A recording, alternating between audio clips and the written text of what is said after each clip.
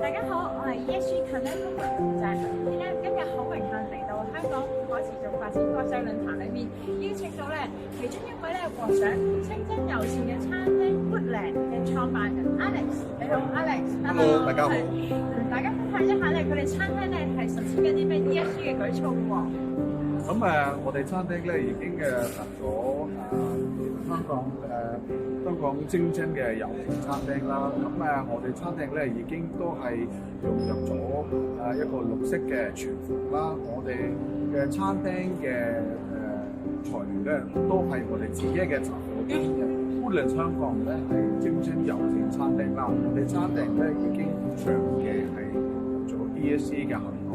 例如我哋餐廳都係有綠色嘅廚房嘅標準啦。我哋餐廳嘅雜貨都係我哋自己嘅雜貨嘅入貨嘅。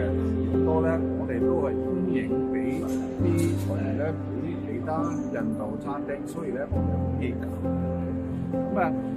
我哋餐廳嘅員工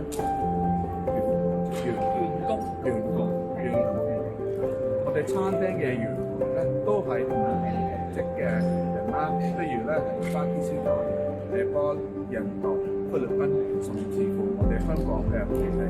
我哋餐廳每一邊都